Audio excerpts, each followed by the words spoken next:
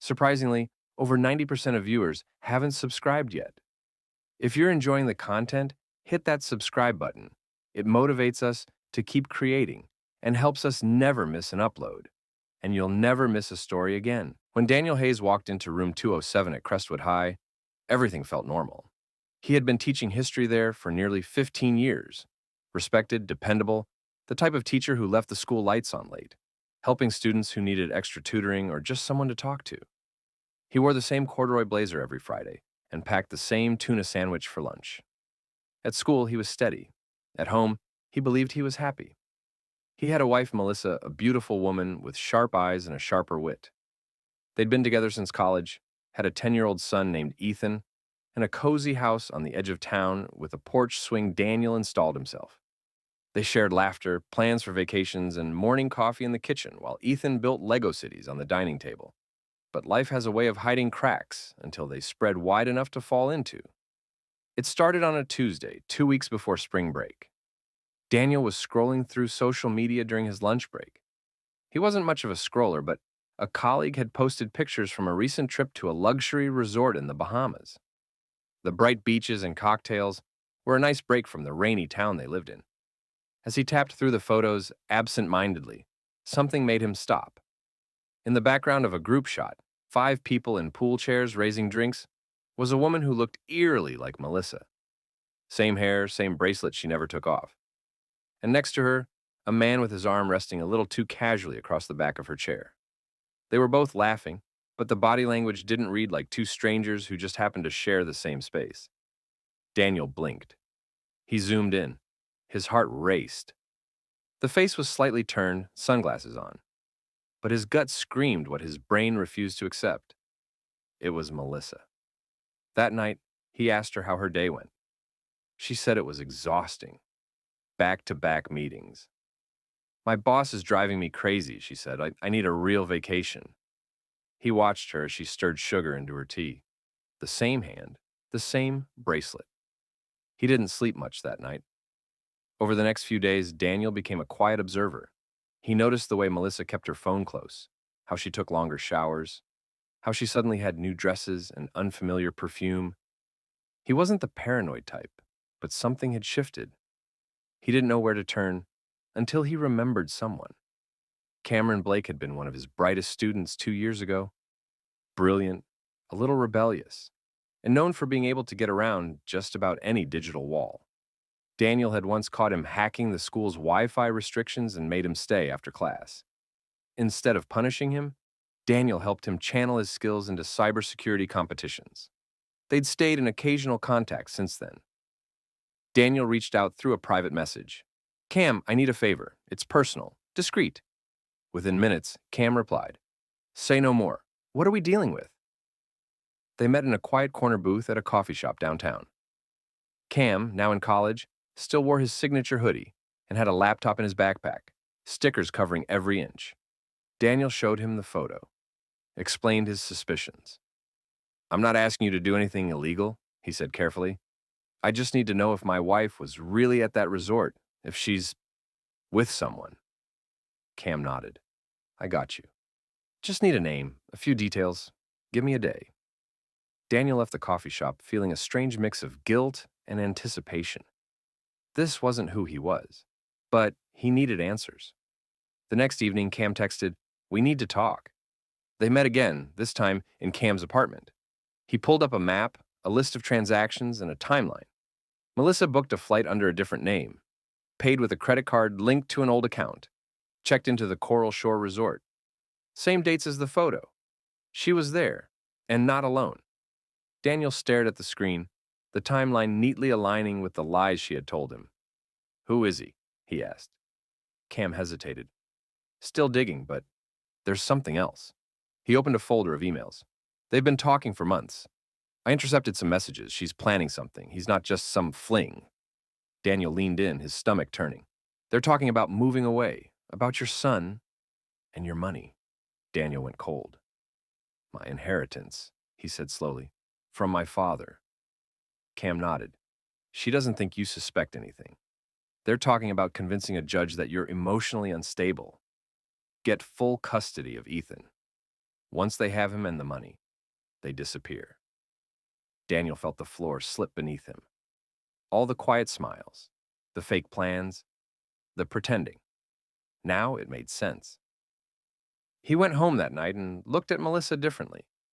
He didn't let her see the change in his eyes. He tucked Ethan in, listened to his questions about dinosaurs and space, and kissed his forehead like he always did. But inside, something had hardened. The betrayal wasn't just about love. It was a threat to his family, his legacy, and his son's future. He wasn't going to lose everything. The next step was clear. Gather proof, build a case, and when the time was right, confront them with everything. Cam agreed to help him track every move, every message, every secret meeting. Over the next few days, they built a digital web of evidence. Hidden conversations, fake business trips, a new joint account under fake names. The man Melissa was with, his name was Brandon Clay. Real estate broker, twice divorced, currently under financial investigation. He had debts. Melissa had access to Daniel's assets. It wasn't just betrayal. It was a setup. Daniel began to record conversations at home subtly. He printed the emails, copied the transactions, and had Cam encrypt everything into a secure folder. He consulted a lawyer, quietly, confidentially. The lawyer listened, took notes, and said, "You're doing the right thing. Document everything, and keep your son close." Every moment with Ethan now felt more precious, more fragile. Daniel couldn't let them win. Not like this. As spring break approached, Melissa told Daniel she'd be taking a business trip again. He smiled, nodded, and offered to pack her favorite snacks. He kissed her cheek goodbye at the airport, and then followed her. What he saw confirmed everything. They checked into a hotel under different names, laughed in the lobby, held hands behind dark sunglasses. Daniel filmed everything, but he didn't confront them. Not yet. He needed more. Enough to win in court. Enough to protect Ethan. Enough to show the truth without a doubt. Cam dug deeper and found something else. Messages discussing Daniel's mental health, or rather, fabrications. Melissa had been journaling fake incidents, sending them to a private email she labeled legal prep. Daniel couldn't believe it. "She's building a case against me." Cam nodded grimly. "It's a trap. But we can turn it around. You've got the truth." Daniel took a deep breath. This wasn't just about heartbreak anymore. It was war, and he would fight. For Ethan, for the life he'd built, and for justice. Daniel Hayes had never been the kind of man who liked conflict. He was the peacekeeper in arguments, the calm presence during chaos.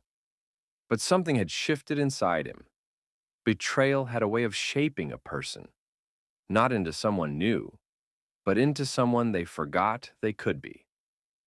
After following Melissa and Brandon to the hotel and recording their affectionate gestures in the lobby, Daniel returned home that night with shaking hands. He sat alone at the kitchen table with Cam's secure drive, a laptop, and a cup of coffee that had long gone cold. The house was quiet. Too quiet. Upstairs, Ethan was asleep. His favorite stuffed animal, Mr. Rocket, rested next to him. Daniel stood in the doorway longer than usual, watching his son's chest rise and fall with peaceful rhythm. He whispered, "I'm going to protect you, no matter what it takes." The next morning, Melissa returned from her business trip like nothing had happened. She smiled, hugged Ethan, and talked about a fake conference filled with long meetings and bad coffee. Daniel pretended to listen, his responses mild and measured. He knew better than to tip his hand too soon. Over the next few days, Daniel doubled his efforts. Every detail mattered now. Dates, times, words, receipts. Cam, his former student turned digital ally, set up an alert system. Anytime Melissa sent a suspicious email or transferred money, Daniel got a discreet ping on his phone. It was a quiet war, one fought with patience, timing, and strategy. Cam had even created a mirrored inbox, letting Daniel watch emails in real time. That's how he caught the message that made his stomach drop. Subject, "We're almost there." Melissa had written it to Brandon. "I've updated the journal. The last entry should be enough to paint the picture. Once we file, Daniel won't have a leg to stand on. You and I get everything. Ethan, the house, the money. And no more pretending. Cam's voice over the phone was quiet. They're planning to file within the month. False claims, all of it. You have to act soon. Daniel knew he was running out of time. He met with his lawyer, a composed woman named Jillian Hart, who reviewed the evidence carefully. You've done an impressive job gathering this, she said. Emails, surveillance, financial records, even these fake journal entries. This is strong, but we'll need to approach this carefully. Jillian advised him to file for temporary custody of Ethan preemptively. If she files first with claims of instability, the court may freeze your access. But with this evidence, we can argue manipulation and deceit. Judges don't take kindly to weaponized lies. Daniel nodded, his heart pounding. And what about Ethan? We'll make him the priority, Jillian assured him. But you'll need to show that your home is stable, that you're emotionally grounded, and most importantly, keep your cool. That would be the hardest part. Pretending everything was normal while knowing the truth. Melissa, unaware of what was coming, continued her charade. She was more affectionate than usual, as if guilt had made her overcompensate. She made Ethan's favorite meals, watched movies on the couch with Daniel, resting her head on his shoulder. He let her, because soon everything would change. Cam sent one final package a week before the legal filing was scheduled.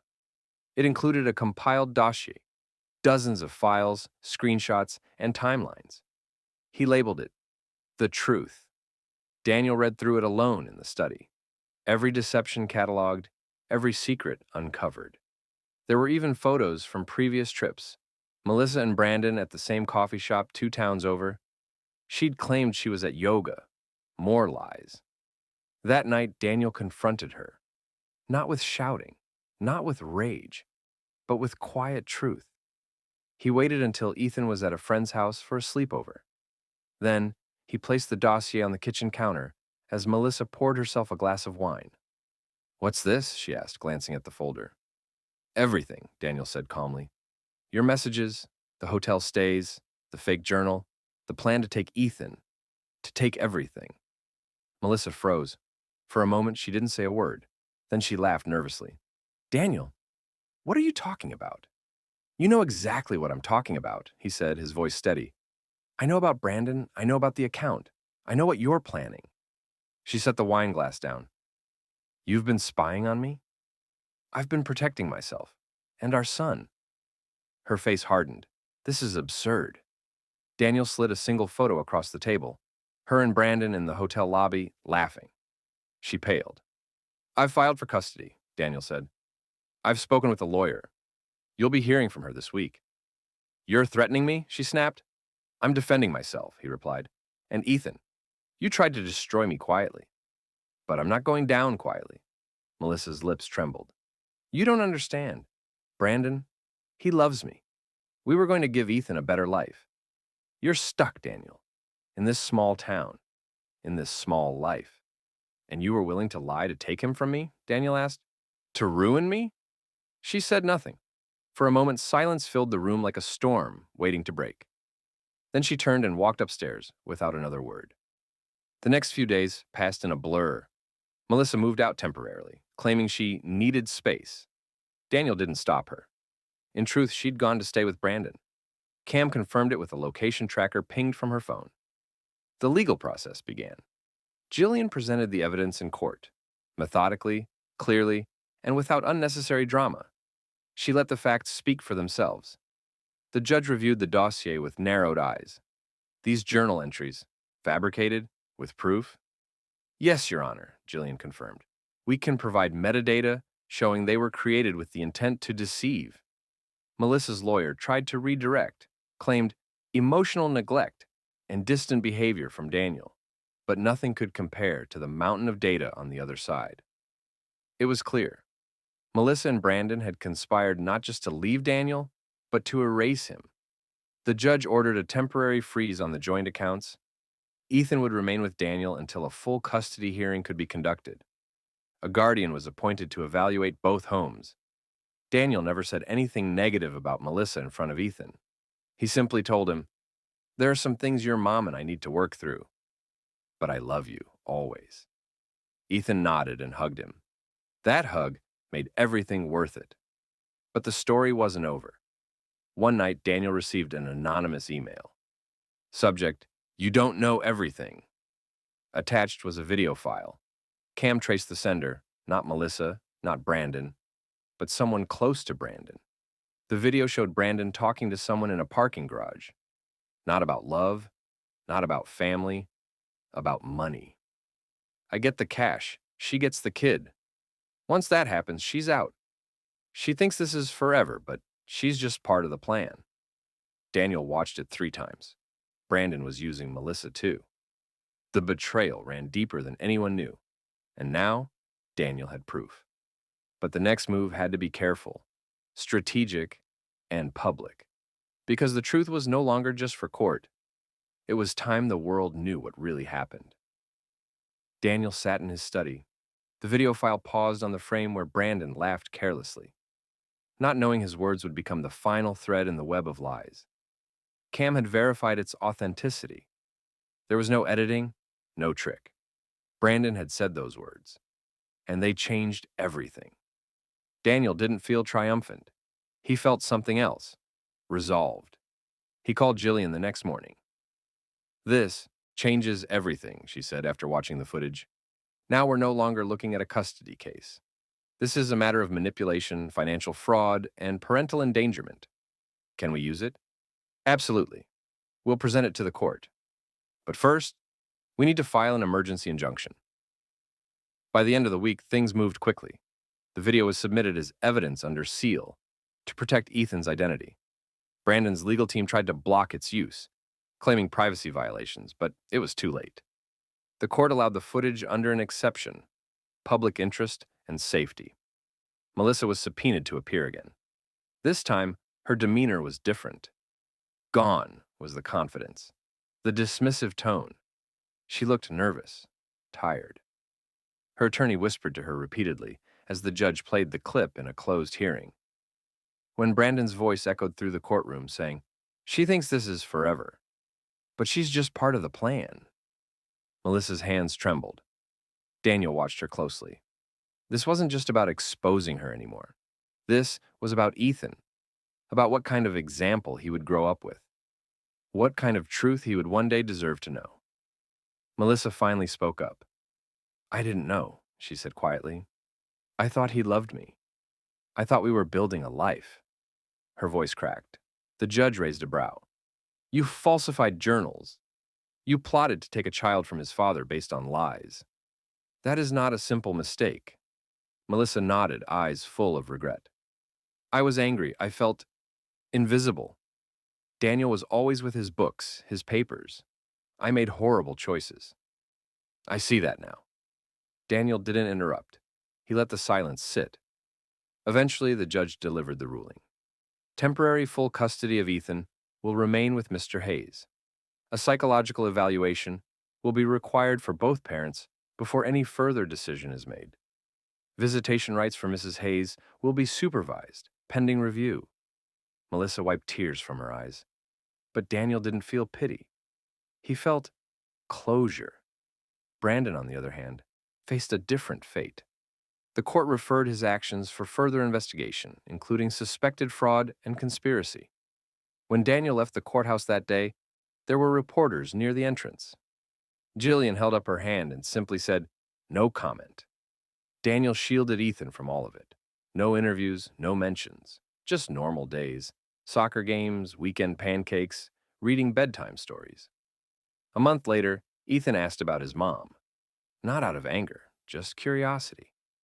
Daniel crouched next to him and said, "Sometimes people make choices that hurt others. That doesn't mean they don't love us, but it means we have to be careful about who we trust. Your mom made some big mistakes, but she still loves you. And one day, when you're ready, you'll be able to talk to her about it." Ethan nodded slowly. "I miss her sometimes." "That's okay," Daniel said, hugging him. "You're allowed to." In the weeks that followed, Melissa requested counseling. She cooperated with the court, attended every supervised visit, and apologized. to Daniel, to Ethan, and even to Cam, who had played a role she never saw coming. Daniel didn't forgive her instantly, but he let go of the anger, not for her, for himself, and for Ethan. One evening, Cam stopped by the house. They sat on the porch, sipping iced tea. "You ever think this is where your life would go?" Cam asked. Daniel chuckled. "Never. I thought I'd just teach history and retire with a few dozen books and a small pension." Cam smiled. "Well, now you've lived a whole story of your own." Daniel nodded. "Yeah, a story I wouldn't wish on anyone. But I'm still here." Cam leaned back. "You know, you handled this better than most people would." Daniel looked out at the yard, where Ethan was playing catch with a friend. The sun was setting behind them, casting a soft orange light over everything. "I didn't do it alone," he said. "And I didn't do it out of hate. I did it for him." The peace didn't come all at once. It came in small pieces, in the morning light through the window, in Ethan's laughter, in the quiet of a home no longer built on lies. Eventually, the custody arrangement settled into something healthy. Melissa earned partial custody after completing her evaluations and showing consistent change. Daniel agreed to co-parent cautiously with boundaries and court oversight. It was never easy, but it was civil. Brandon was eventually charged with multiple counts of fraud and conspiracy. His real estate license was revoked. Melissa never contacted him again. Daniel returned to his classroom at Crestwood High. Nothing had changed in room 207. Same posters, same whiteboard stains, same smell of old books. But he had changed. He taught his students about the rise and fall of empires, the wars that started with whispers, and the victories that came not from power, but from persistence. He smiled more, laughed when Ethan made a mess, took walks without headphones, lived without waiting for the other shoe to drop. One day after class, a new student lingered. "Mr. Hayes?" "Yes. I heard what happened. I mean, my mom told me your story. Kind of like a lesson, I guess." Daniel raised a brow, amused. "And what was the lesson?" The boy shrugged. "Don't let anyone write your ending for you." Daniel smiled. Smart mom. He packed up his books, turned off the lights, and stepped into the fading day. Some stories don't end the way we expect, but sometimes the ending we get is exactly the one we needed.